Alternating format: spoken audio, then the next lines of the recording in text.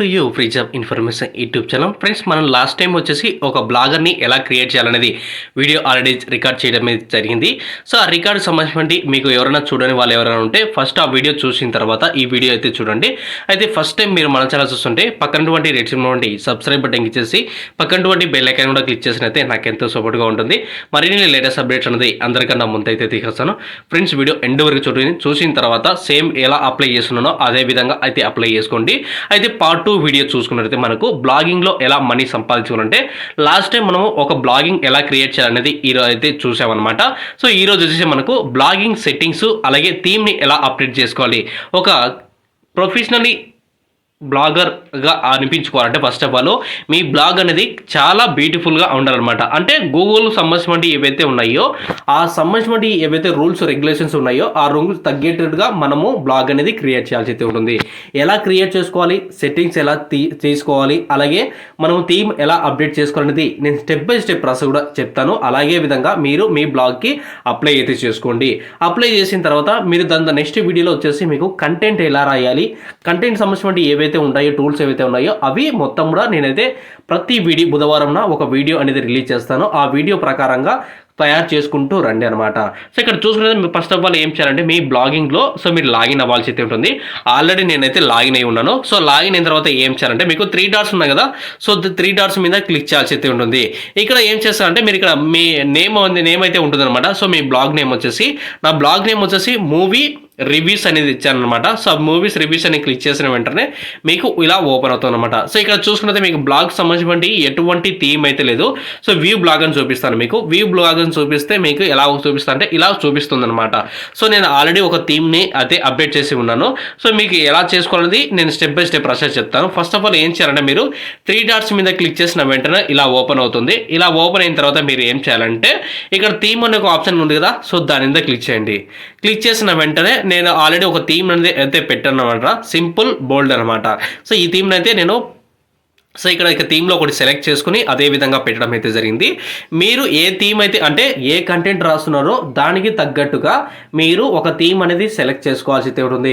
నేను ఎగ్జాంపుల్కి వచ్చేసి మూవీస్ రివ్యూ పైన అయితే రాయాలనుకుంటున్నాను కాబట్టి నేను డిఫాల్ట్గా ఒక థీమ్ అనేది సెలెక్ట్ చేసుకున్నాను. దానిపైన నేను వర్క్ చేయాలనుకుంటాను అనమాట. సో మీకు ఇలాగే కాకుండా ఫ్రీగా కొన్ని థీమ్స్ అయితే ఉన్నాయన్నమాట ఇక్కడ. సో మీరు ఆ థీమ్స్ కూడా మీరు తీసుకోవచ్చు. ఇన్కేస్ కుకింగ్ వాళ్ళనుకోండి, ఇక్కడ చూసుకుంటే మనకు ఏ డే ఇన్ అంది లైఫ్ ఉంది కదా, సో అది తీసేసుకోండి.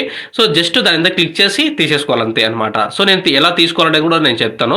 So first of all themes అన్ని చూడండి. సో థీమ్స్ అన్ని చూసిన తర్వాత ఎలా సెలెక్ట్ చేసుకోవాలనేది నేను క్లియర్గా అయితే చెప్తాను. సో సింపుల్గా ఉండడానికి కొన్ని థీమ్స్ అయితే ఇచ్చారన్నమాట. ట్రావెల్, సింపుల్ బ్లాగ్ అయితే ఇచ్చారన్నమాట. ఇంకా డైనమిక్ అండ్ పీస్ ఇక్కడ చూసుకుంటే మనకు చాలా ఫుడ్ సంబంధించినవి అవి చాలా ఉన్నాయన్నమాట.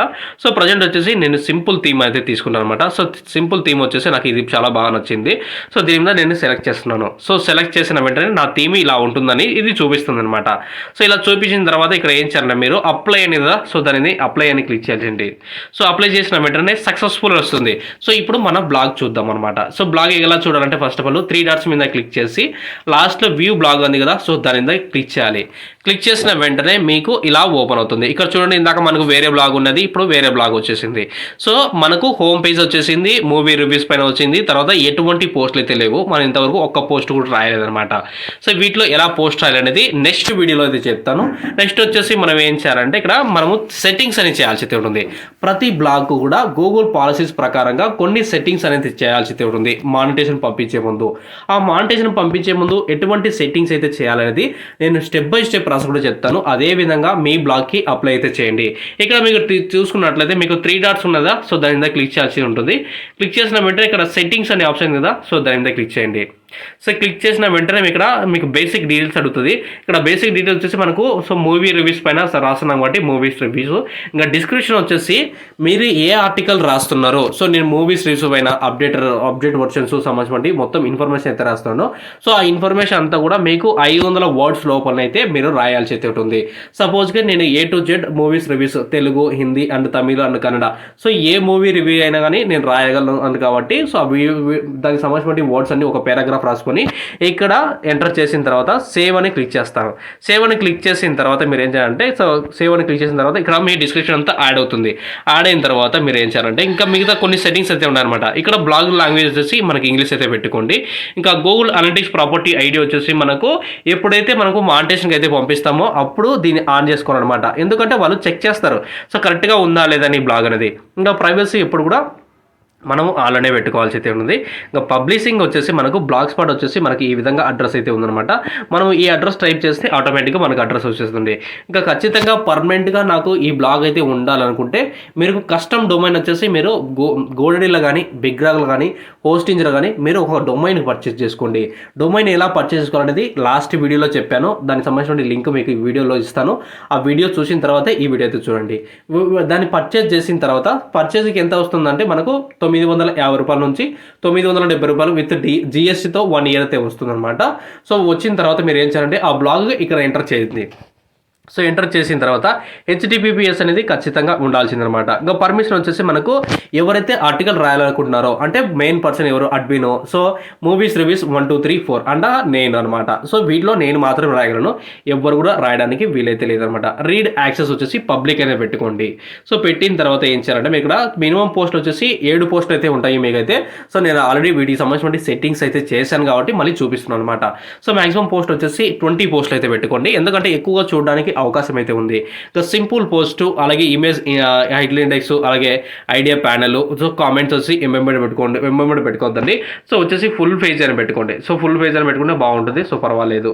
సో కామెంట్ లొకేషన్ అనమాట. సో పర్వాలేదు. ఇక్కడ చూస్తుంటే ఎవరు కామెంట్ చేయగలరు, సో అంటే మనకు బ్లాగ్లో ఎవరైనా కామెంట్ చేయగలరు. సో ఎనీ వన్ అని పెట్టుకోండి. కామెంట్ మోడరేషన్ వచ్చేసి ఎనీవేర్ అని పెట్టుకోండి. మొత్తం సెట్టింగ్స్ అన్ని ఇలా చేసుకోవాల్సి అయితే ఉంటుంది.